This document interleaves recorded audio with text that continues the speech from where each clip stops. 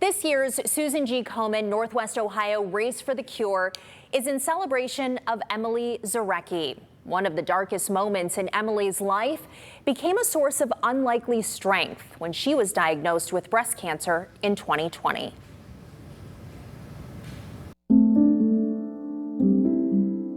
Emily Zarecki has been through hard things.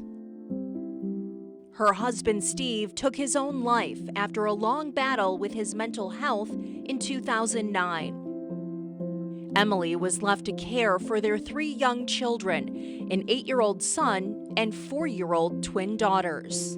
I even think I put my own grief on the back burner because I was so focused on them and making sure they were okay. She had to make sure their needs were met more so than her own as a grieving widow.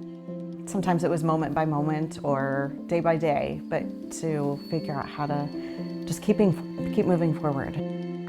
So 11 years later, and now remarried to Mark, it was that same strength Emily called upon when she got another devastating call.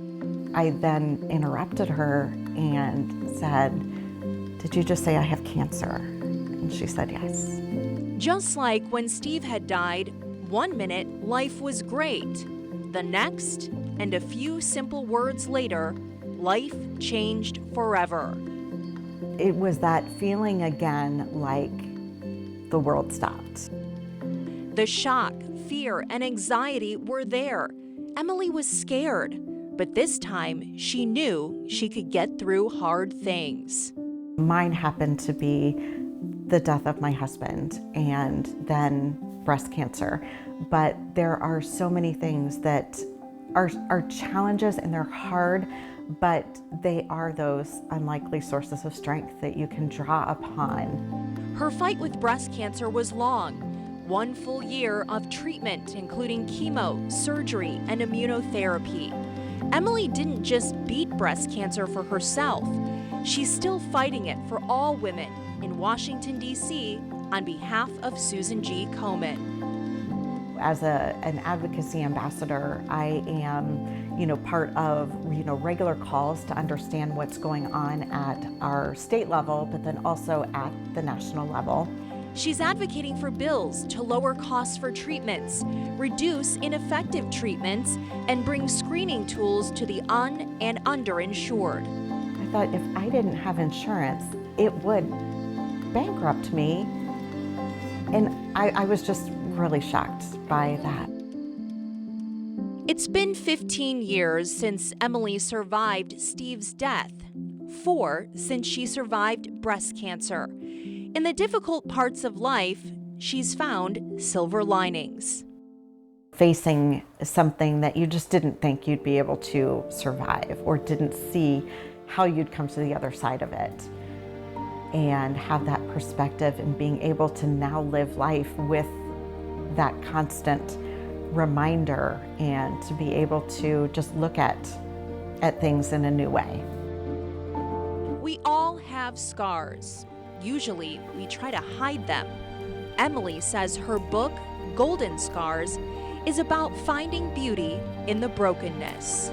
You can see the damage that had happened to the item, but it was, repaired with something so beautiful, and you can see the gold, you can see the cracks, but yet it makes that object even more beautiful. Knowing you've got to move forward and find the strength to move forward and realize that as you're, rebuilding your life, you're finding beauty in that brokenness.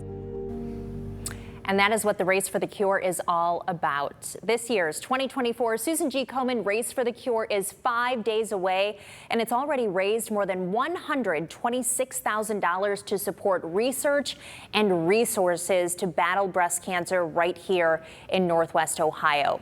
CARE is part of Komen's mission, and that includes diagnosis and treatment. One unique way that can happen and is happening is through Mercy Health's mobile mammogram unit. The testing center on wheels travels across town and aims to provide something different and more convenient. I was told by my doctor once that as long as you have breasts, you should have a mammogram every year.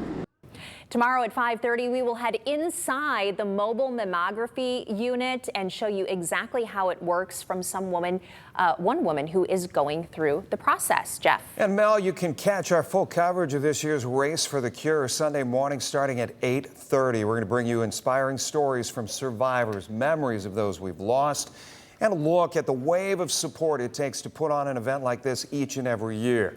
So please join us Sunday morning right here on WTOL 11.